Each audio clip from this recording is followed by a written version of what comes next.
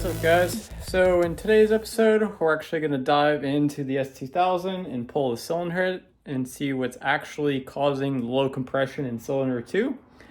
Hoping it's just a valve issue, maybe a bent valve or a valve that's not sealing properly. That's best case scenario.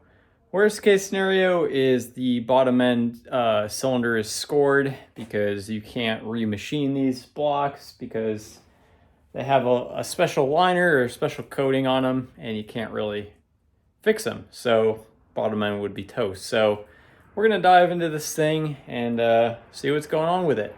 I did get a couple of comments last time saying that, it was a waste of time diving in and, oh, the motor's blown up and why are you even wasting your time to figure out if it is blown up? I was trying to figure out which cylinder was dead and why specifically, and that's why I had done the leak down test to see where air is pushing out of, because I had like 210 compression numbers across the board, and then cylinder 2 is at like 100. So it has some compression, not a total loss, so we're going to try and figure out what's going on with that today. So the plan is, if the motor is blown up and the bottom end isn't savable, I really have two options. I could go with the Inline Pro sleeve block, but I was hearing a lot of issues with the sleeves not holding and then leaking over time. And if you have a leak in a sleeve block, it's pretty much a paperweight at that point.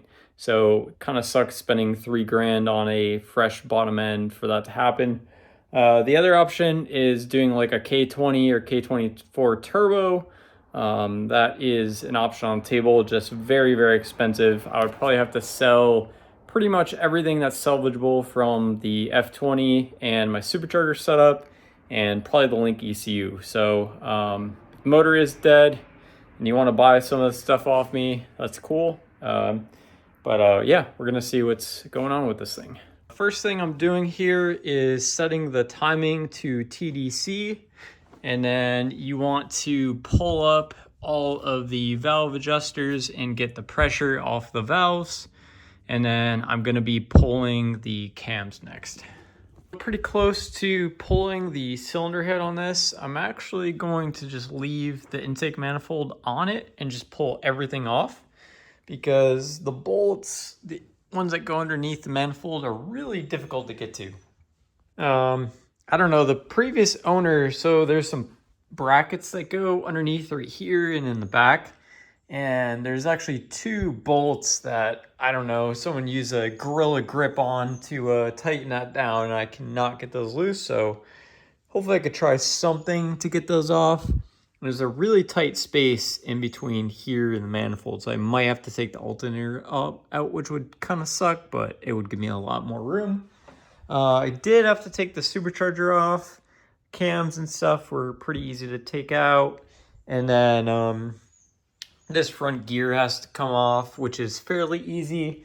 You just have to make sure that you don't drop the little washer that goes on the back as you're pulling everything off. So as you're pulling the gear, just hold everything together and kind of pull it out as one. And we got the tensioner off and the VTEC solenoid. But yeah, looking pretty good.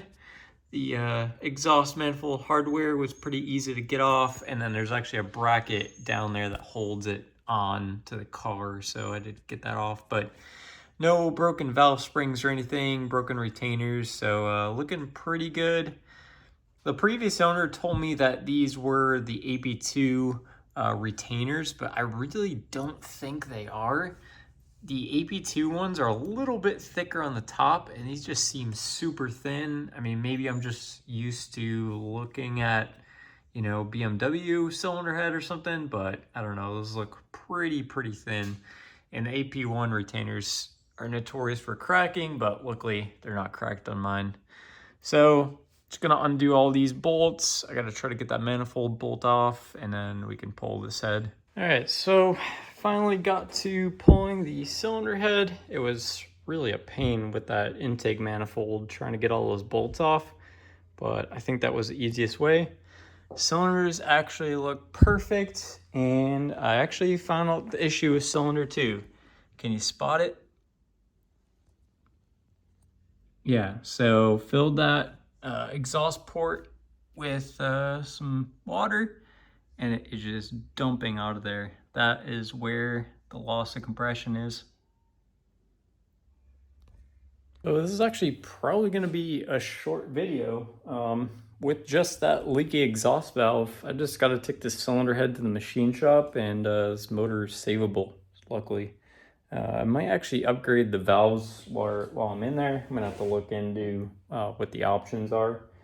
But yeah, cylinder walls look good on the motor, and actually might change intake manifolds after that nonsense of trying to get this thing out of here.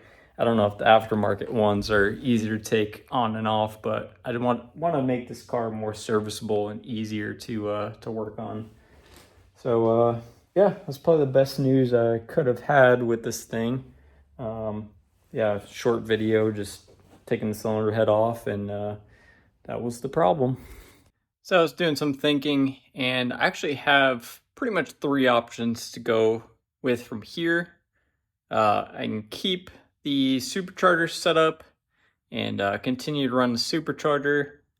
I could sell the supercharger setup, keep it a reliable NA build for a little bit, and then build a K24 on the side, or just sell everything I have now, including the F20 and supercharger and ECU and everything, and just go straight to K24. Eventually, the end goal is I do want to go like K24 turbo, but that's going to be pretty pricey, probably in like the $13,000 range. And even if I sold all this stuff as is right now, probably would be putting a bunch of money into it. So I think the path of least resistance now is to actually just sell all the supercharger stuff and go back to NA for a bit. That way I can get some more seat time in, because the goal really is with this car to get seat time, and that's how it's always been. So if I can keep it NA for a while and then build a K24 on the side, yeah, with the supercharger money, I think that'll work pretty well. ASM sells a full K24 swap kit, and I believe it works out to be like $8,000 all said and done, you know, completely in the car, all the parts and everything you need, ECU, because it'd be running like a Helltech 1500. But yeah, so gonna take this stuff to the machine shop, clean it up, de-supercharge it, which seems counterintuitive, but definitely want to get more seat time in this thing, especially it being winter in Arizona. This is track season, and this is the most important time to get the seat time in. So if you guys were in my situation, comment below. What do you think you would do with the unfortunate event of the valve not sealing? I don't know. I don't feel like swapping motors right now, because we just did Emily's car, and we just did the head gasket on the E36, so I'm kind of over doing major engine work right now, so I don't think I'd want to go too crazy with this. The path of least resistance right now is definitely just rebuilding this thing, the head, and getting it back on the road.